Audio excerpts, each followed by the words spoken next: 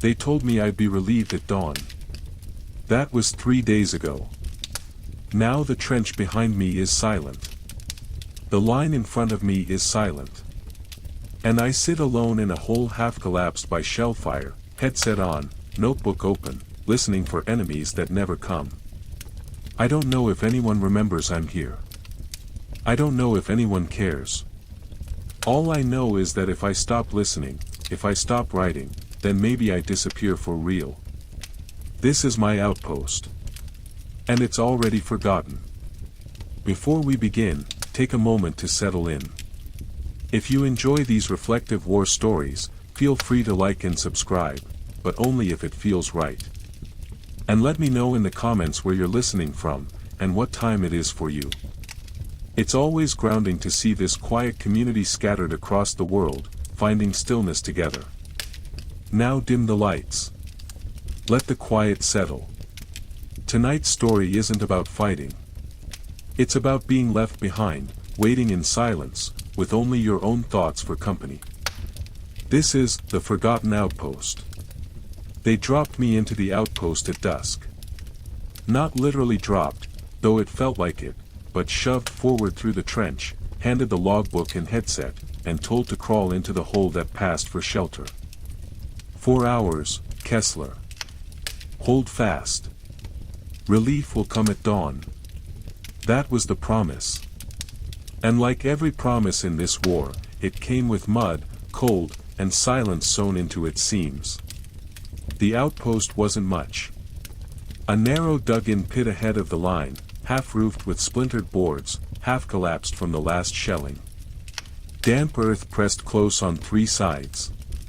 The front opened onto no man's land, a stretch of wire, frost, and shadows that led toward the enemy. The boards above dripped meltwater onto my collar, steady as a clock.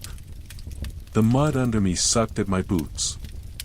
The air smelled of iron, smoke, and something sour that had once been flesh.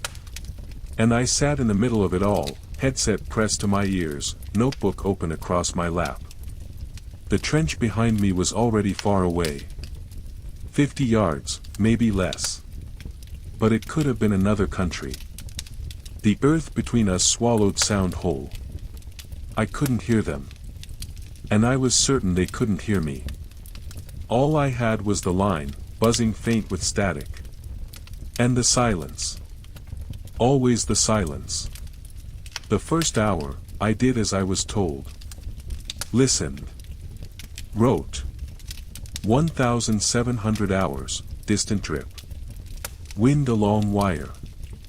1715, rat activity in mud. No enemy. 1730, boards shifting. No movement confirmed. Clean, proper, official. The kind of entries a sergeant could nod at, sign off, and forget. But already, the silence pressed heavier than the orders. Because when silence stretches long enough, it stops being nothing. It becomes its own presence. Its own enemy. A shell had landed here days before. The wall of the outpost bore the scar, a gouge of stone and mud where shrapnel had torn through. The hole had been patched badly with timber. Every gust of wind made it groan, a deep wooden sigh that carried through the headset. I logged it anyway. 1745, possible pressure on wall. Could be structure, could be wind. But in truth, I wasn't logging sounds. I was logging myself. Proof I was here. Proof I hadn't disappeared yet. The sun slipped away. Night fell like a curtain. The snow began to drift. It found every crack in the boards, every seam in my coat. My breath fogged against the headset, freezing into thin frost along the cups. I rubbed it away with my glove, fingers stiff, then settled back into the silence. The silence that already felt endless. And all the while, I told myself, relief will come at dawn. Because that was the promise. That was the lie I needed to believe. The first night was the longest I had ever lived. Not by the clock. By the silence. The cold sank deeper as the sun slipped. The earth around me tightened, freezing hard, as if the trench itself meant to crush me flat. The boards above cracked and popped as frost worked its fingers through the grain. Snow found its way through every gap, dusting my coat, melting slow into my collar. My breath fogged white, then froze along my scarf. And all the while, nothing moved. I held the headset tighter. Listened for boots. For wire cut. For rifles carried low. But the line gave me only static. A soft hiss, like water boiling miles away. No enemy. No comrades. Just the sound of nothing stretched thin. I wrote anyway. 1800 hours, no enemy activity. Wind along wire. Boards creaking overhead. 1830, drip from wall. No movement confirmed. The pencil scratched weak. The paper buckled damp. But the words made it real. If I could write it, I was still here. Still holding. Still alive. The rats came bold. They skittered across my boots, whiskers twitching, claws sharp. I didn't move. Couldn't. Because the order was silence. Silence meant survival. So I let them pass. Let them sniff my coat, gnaw at scraps that weren't there. Wrote it down. 1900, rats active. No threat. As if that entry mattered to anyone but me. The night deepened. Shadows thickened across the wire. The moon rose pale through drifting snow. I stared until the wire itself seemed to move, swaying like grass in a wind I couldn't feel. My breath caught. The rifle lifted. But the wire stayed wire. Always wire. The logbook filled. Line after line of silence. Line after line of nothing. 1930, snowfall steady. Street silent. 2000, boards shifting. Could be pressure. 2030, no contact. No sound. By midnight, the entries blurred together. Not reports. Confessions. A record not of the enemy, but of me. I thought of the trench behind. 50 yards, maybe less. Men huddled close, warming hands over candles, whispering into the night. I couldn't hear them. They couldn't hear me. And for the first time, I wondered if they remembered I was here at all. The night stretched longer than it should have. Each hour a wait. Each sound a threat. Each silence heavier than the last.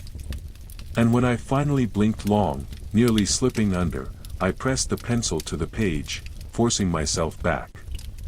0100, still awake. Still holding. The word steadied me. More than the rifle. More than the walls. Because as long as I wrote, I hadn't disappeared yet.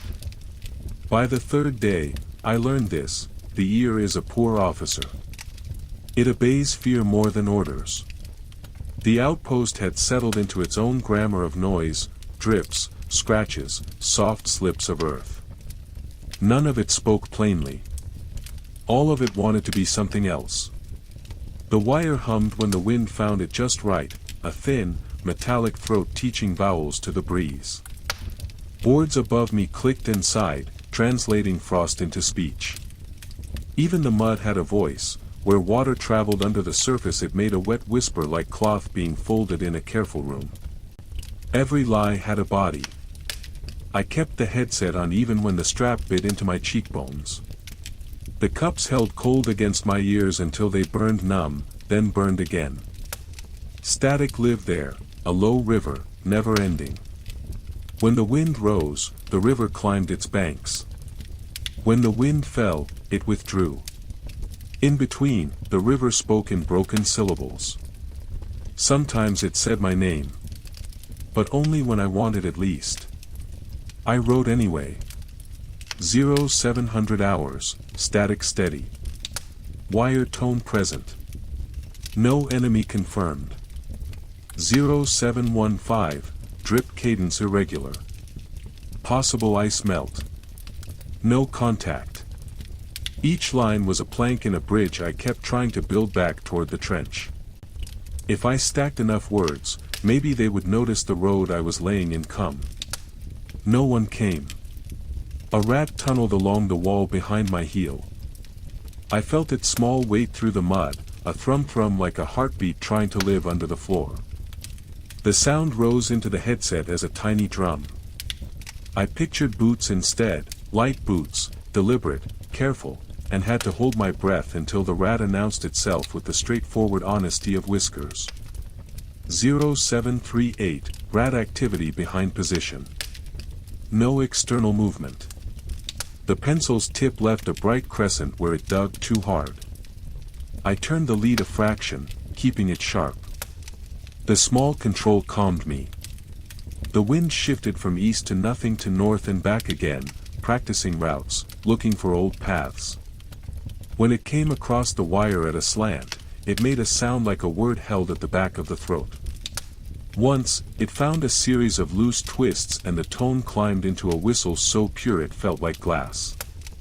I lifted my head too fast and the boards answered with a crack. For a single instant, the whole outpost felt full of men moving, shoulders turning, gear brushing, someone exhaling after a held breath. No one was there. Only the wind holding a note and letting it go. 0810, wire whistling. Interior board shift. Negative contact. I added, smaller beneath, stop believing it. The snow began again, fine as flour. It found the seam between the headset and my skin and melted there. Cold water threaded along my jaw, down my neck, into the collar where it learned to be part of me. I pressed the scarf higher, breathed slow, watched the mouth of the outpost fill and empty with white. Beyond the lip, the field was a single page. When the breeze turned the page, shadows wrote on it. I watched sentences start and start and start, none of them finishing. I wrote a new line to keep faith with the book. 0835, terrain unchanged. Visibility soft. Maintain. Mid-morning, a sound convinced me. Not a drip, not a board, not wire. Metal against metal, quick, bright, then muffled. The signature of cutters and a hand. I froze with the pencil midair, all of me an ear. It came again. Closer. Or only clearer. The rifle lifted without a thought. I rode my breath, in, hold, out, until the sights found where the wire should be. Snow tried to erase the geometry, the iron line on my rifle tried to restore it. Nothing moved. I waited a full count of 60. My jaw ached from the stillness of it. A flake landed on the rear sight and trembled there like a heartbeat. When it fell, the sound came again, this time inside the headset, behind the static, as if it had been learned and repeated to me. I lowered the rifle. Took the pencil. 0903, possible metallic contact near wire. Repeated tone. No visual. Observe only. I left room under the line for what I feared I would have to write next. I didn't have to. The wind grew bored of that direction and chose another. The lie dissolved with it. By noon the snow eased and the light found enough courage to name shapes. The world went from one shade to three. The wire asserted itself again, black on white, the stakes like old teeth. Between them, no one. Beyond them, a smear of trees made into brush strokes by fog. Inside the outpost, the earth gave a slow moan. I felt it through the plank I sat on, the way a house sometimes tells you the day has been long. A clod of mud loosened near my boot and slid down to the sump. The little slide made a sound exactly like paper being folded. I thought of letters. I thought of pages I had not sent. I pressed the book shut a moment and held it there, warm between my palms, as if I could give it courage and borrow some back. When I opened again, the paper had curled at the edges, as if imitating the drift at the mouth of the hole. 1200, no enemy. Interior subsidence minor. Post serviceable. Serviceable. That word did as much lifting as two men. In the early afternoon, the headset turned mean. The static thinned, then sharpened into a dry crackle, the kind radio makes when it wants attention but has no gift to offer. I nudged the dial, a habit with no function. This was just a listening line, a pair of wires, not a voice. Still, the small motion made me feel like a man who could change something. The crackle subdivided into whispers. Not words, shapes of words. My mind filled them in the way boys draw faces in knots of wood. Twice it said Kessler. Once it said a prayer I knew as a child but had not repeated in this language of mud for a very long time. The memory of the words felt warmer than the coat. I did not speak them. I let them be heat and then let them go. 1330, line artifacts, whisper. Ignore. Maintain posture. I underlined ignore and felt unfaithful to myself. But better to betray a fear than a duty. Toward evening, the outpost reminded me of hunger. It did it gently, the way an old friend asks you if you've eaten without making a law of it. My stomach answered with a hollow opinion. I took a small square from my pocket, a brown biscuit that tasted more of damp than flour. I set it against the roof of my mouth and let it soften there, a slow kindness. Chewing seemed too loud.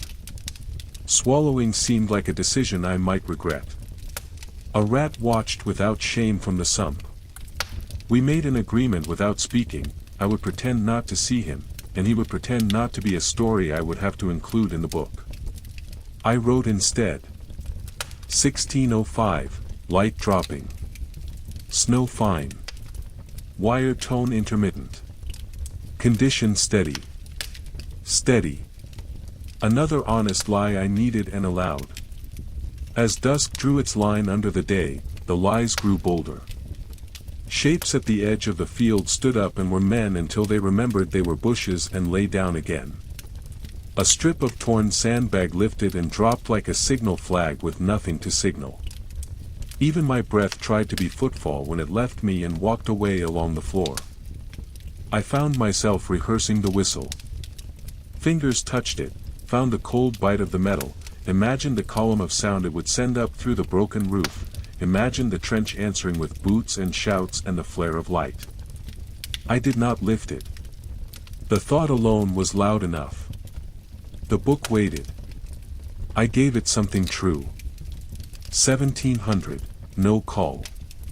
No movement. Night approaching. Post held. I pressed the period long enough to leave a little crater. It filled with a single flake and looked complete. When the dark finally set, the lies did not stop. They changed their costumes. Now wire was breath. Now breath was boots. Now boots were nothing and nothing was everything. The headset sang its thin river song. The boards above remembered summer by mistake and returned to winter with a pop. The rat made a map beside my heel. The snow made lace. And I stayed where I had been placed. Listening. Writing.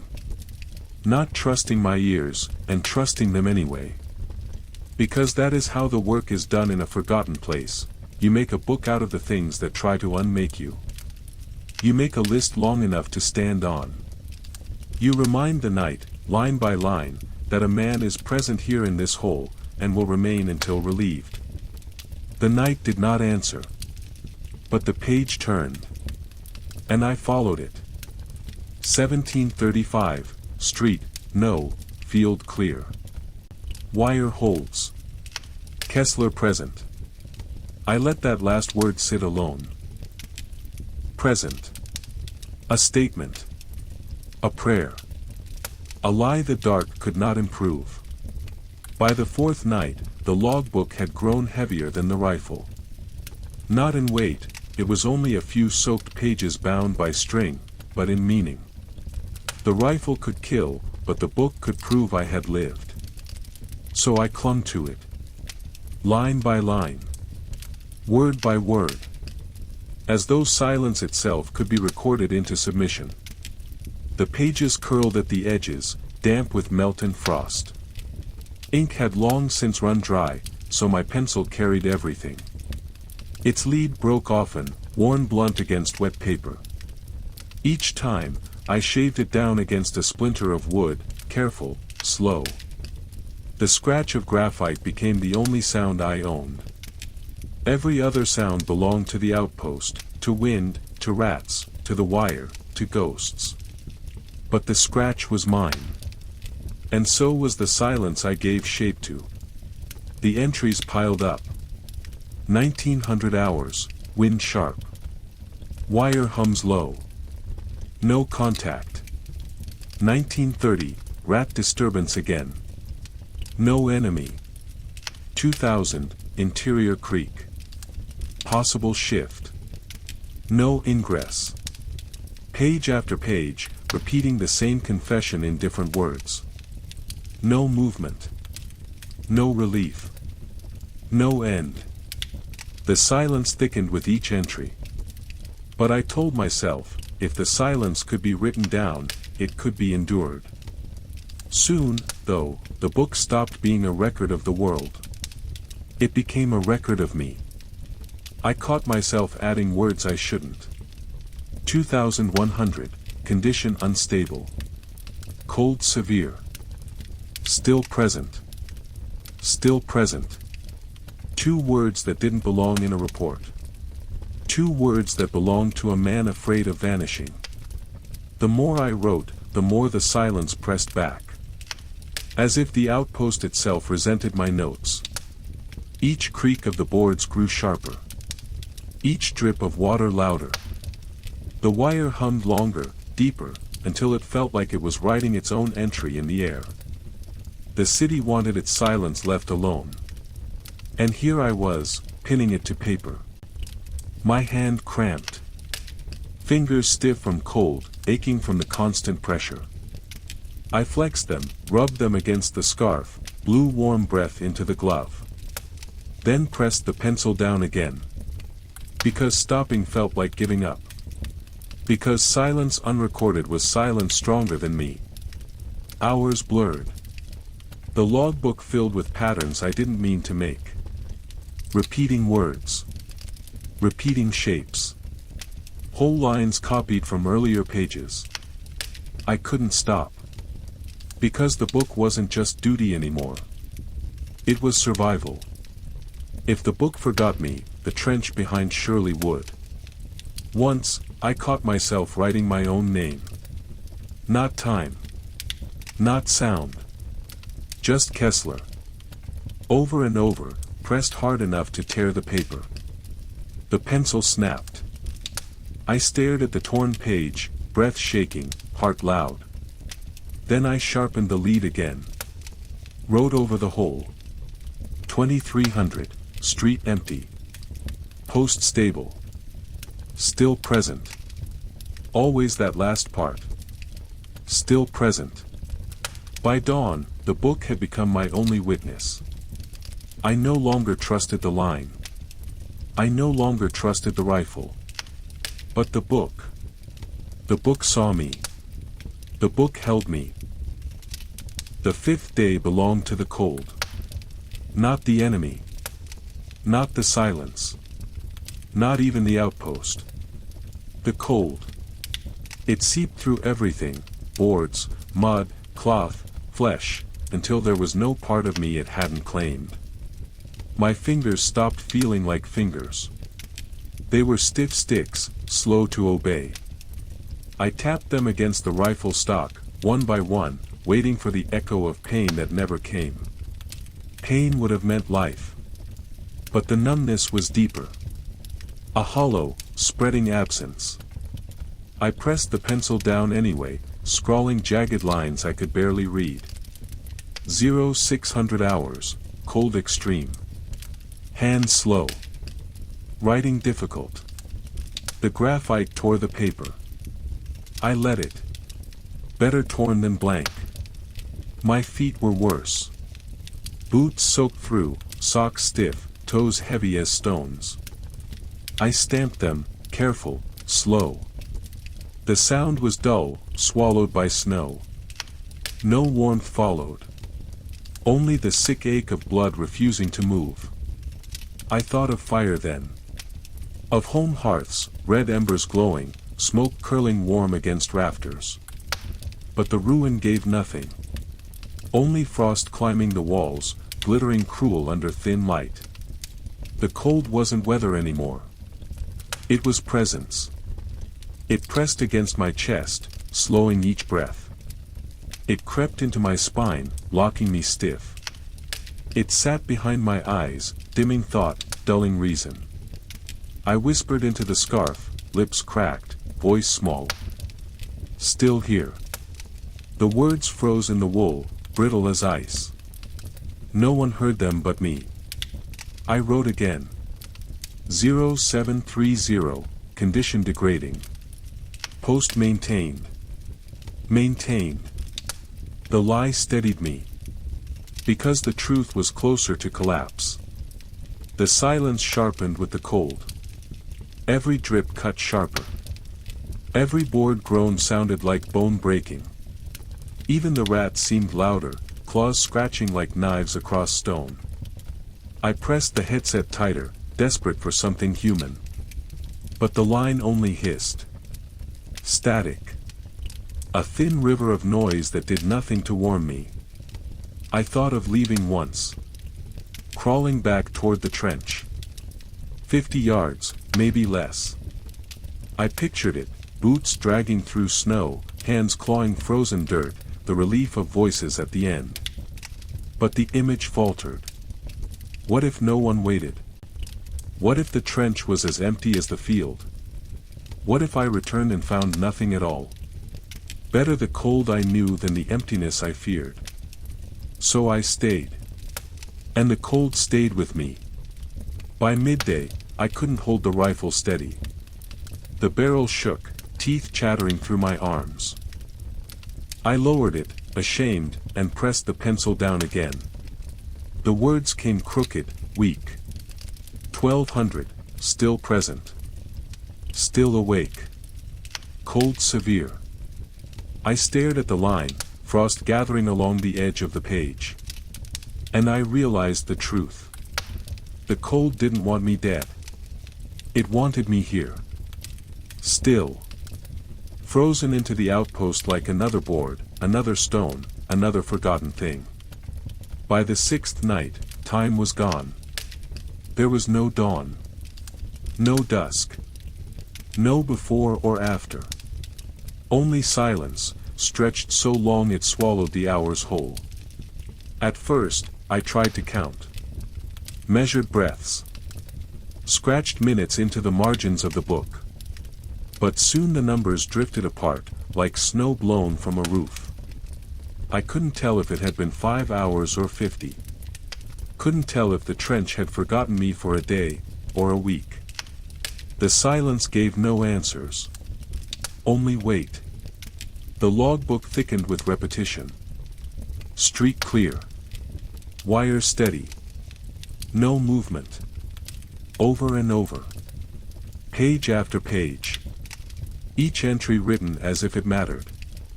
Each one forgotten as soon as I wrote the next. Until the book wasn't a record of sound anymore. It was a record of waiting. Waiting stretched into infinity. I looked at the walls too long. The mud stared back. Veins of roots curled through the earth, frozen stiff, reaching toward me like fingers. The frost along the boards glittered in pale light, sparkling cruel like shards of glass. Once, I thought I saw faces in it, faint, shifting, gone when I blinked. I turned back to the logbook fast, forcing words onto paper before the silence took me too. No contact. Still present. Always that. Still present. The cold pressed deeper. But the silence was heavier. It filled my chest, slowing my breath. It filled my ears, ringing faint like bells heard too far away. It filled my thoughts, until I couldn't tell which belonged to me and which belonged to the outpost. I dreamed once, though I hadn't closed my eyes. The trench behind called my name. Clear. Loud. I rose, heart racing, rifle clutched, ready to answer. But the trench wasn't there. Only snow. Only silence. The dream had come from inside. And that frightened me more than any shell could. By the time the night reached its middle, if it had one, I no longer trusted the silence to end. I told myself, relief will come at dawn. But dawn felt like a word I'd invented. A story I'd written into the logbook too many times. So I wrote again. Not to report. Not to endure. But to leave proof. Proof that once, there had been a man named Kessler. That once, he had listened in a hole where no one came. That once, he had been present. Even if the silence tried to erase him. The seventh day began with a truth I could no longer outrun. No one was coming. Not today. Not tomorrow. Maybe not ever. I woke, if waking is what you call it when you never really sleep, to the same silence, the same boards, the same frost inching lower down the wall. The trench behind me was still. The line ahead was still. And I was the only sound left between them. I pressed the headset harder, desperate for something human. Static hissed back, thin and endless. Not orders. Not voices. Not even the cough of a line touched by another man. Just emptiness stretched so wide it made me dizzy. I wrote anyway. 0700, line dead. Street silent. Relief not present. The pencil dug deep, tearing the page. Because writing it down meant admitting it. And admitting it meant the silence had finally won. I thought of crawling back. Of leaving the post, dragging myself through snow toward the trench. But the thought faltered. Because what if it was empty too? What if the line had moved? What if they had gone on without me, and I was the only one left behind? The fear pressed harder than the cold. And so I stayed. The silence changed after that. It grew heavier. Not just absence. Accusation. The outpost seemed to whisper, "You are forgotten. You are already gone." I pressed the scarf higher, muttered into it, cracked lips burning with every word. Still here. Still present. The words froze in the wool. The silence swallowed them. The shadows grew sharper that day. The broken stairwell no longer looked like wood and rubble. It looked like a path. Halfway up, I swore I saw a figure pause, a soldier, helmet low, rifle slung, turning as if to look back at me. I blinked. He was gone. Only splinters. Only snow. But my heart didn't slow. I wrote again, though the words blurred. 0930, visual anomaly. Possible presence. Unconfirmed. Unconfirmed. That word was all I had left. The wire hummed louder. Not from wind this time. From memory. It sang the same note I'd heard on the first night, only longer, heavier, crueler. I pressed the headset so tight it bruised my skin, certain I would hear cutters, footsteps, orders shouted in German. But the line gave me nothing. Only static. Only silence. Only myself. By midday, the logbook filled with desperation. 1100, still no relief. Food nearly gone. Still present. 11:30, line dead. Post held. Still present. 1200, alone. Alone. Alone. That last word wasn't a report. It was a confession. And once written, I couldn't take it back. The outpost leaned closer after that. Walls seemed narrower. Shadows stretched longer. Every creak of board, every drip of water sounded like words just out of reach. I pressed my hand flat against the mud wall. It felt warm for a moment. Alive. As if the outpost itself had been waiting for me to admit the truth. That I wasn't a soldier anymore. I was just another part of it. Another board. Another stone. Another forgotten thing. By the second half of the 7th day, the silence began to speak in familiar voices. Not the enemies. Not the trenches. Mine. It started with Corporal Drexler. I heard him clear as if he were sitting in the corner of the outpost, boots muddy, cigarette pinched between two fingers. No one's coming for you, Kessler. They've already written your name on the list. Dead. Easier that way. I turned, throat dry, eyes wide. Nothing. Only the wall, damp with frost. But the voice lingered, echoing inside my skull. Then Muller. Laughing. Not the kind of laugh men make when they're alive, but the hollow echo of someone remembered. Forgotten suits you. You were always meant for silence. The laugh cut short, leaving the ruin emptier than before. I pressed my palms over my ears, headset hanging loose, but the voices stayed. Inside, not outside. The book shook in my hands. I forced the pencil down anyway. 13:30, voices heard. Familiar. No visual contact. The words wavered, smudged, blurred. I didn't care. Because writing them down meant they were real. And if they were real, then I wasn't mad. Not yet. The stairwell shifted again. This time, I didn't just see a figure. I saw them all. Men I had known. Men I had lost. They climbed halfway, boots on splintered steps, rifles over shoulders. They didn't look at me. Didn't speak. Just climbed until the stairs ended. And then they stepped into air. One by one. Vanishing into nothing. I whispered, voice raw.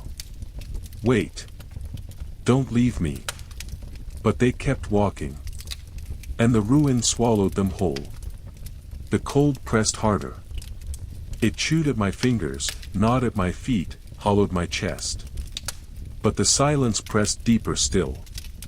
Because the cold only wanted my body. The silence wanted my mind. I wrote again, desperate, hand cramping. 1500, hallucinations increasing. Still present. Still holding. The pencil snapped. I sharpened it against stone, scraping sparks into frost. The sound was too loud. Too sharp. The ruin echoed it back, louder than I had made it. Mocking. Accusing. I pressed the logbook shut. Held it tight to my chest. As if it were a shield. As if paper could hold back silence.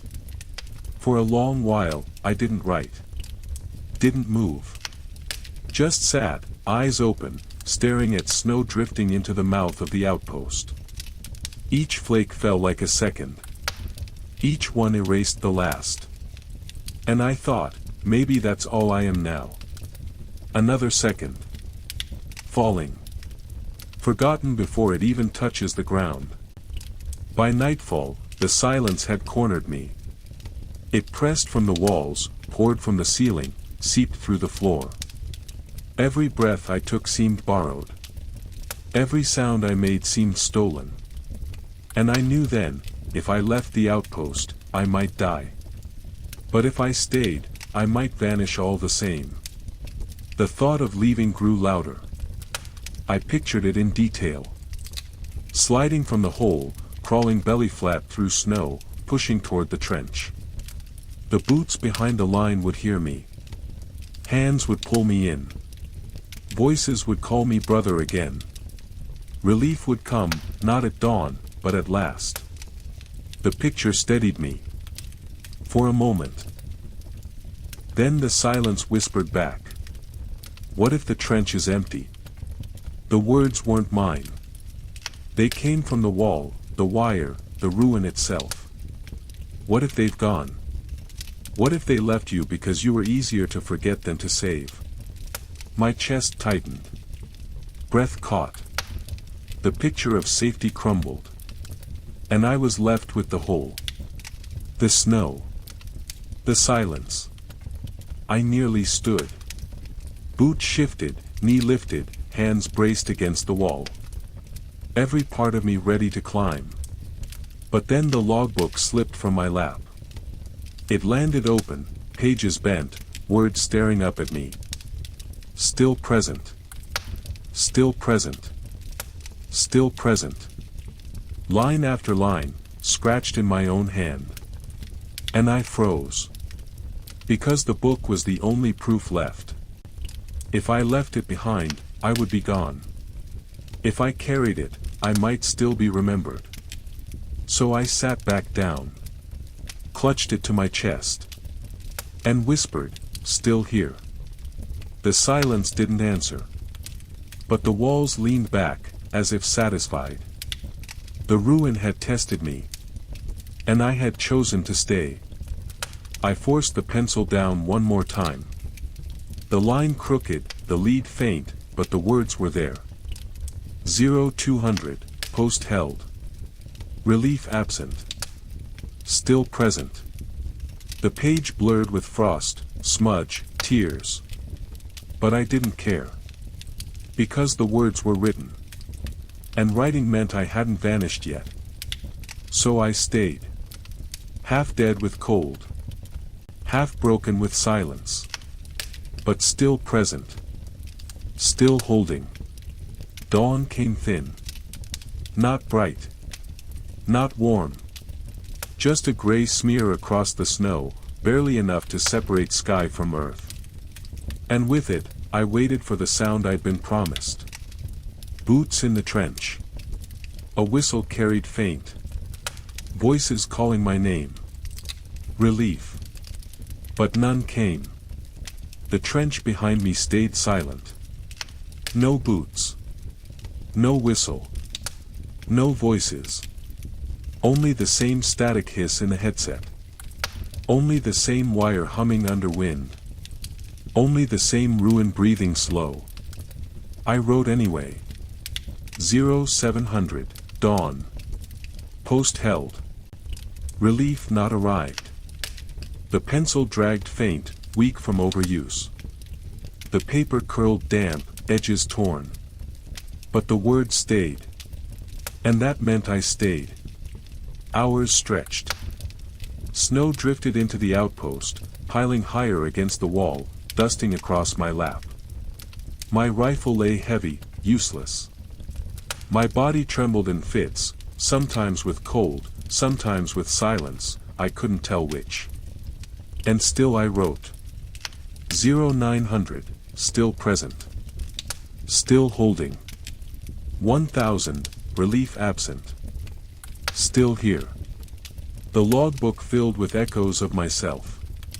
A man reduced to words, scratching into paper the only truth he had left. By noon, my breath came thin. Fingers stiff, lips split, eyes burning. But I didn't rise. Didn't crawl. Didn't leave. Because leaving meant vanishing. And staying meant the book still had my name. I thought then of home. Of a kitchen warm with steam. Of bread rising in an oven. Of voices calling me down a stairwell that hadn't been bombed. The memory lasted longer than it should have. Longer than the cold. longer than the silence. When the wind picked up again, the ruin sighed low. A long, heavy exhale. As if it were claiming me. I pressed the logbook to my chest one last time. Whispered into the scarf, voice barely there. Still here. The words froze in the wool.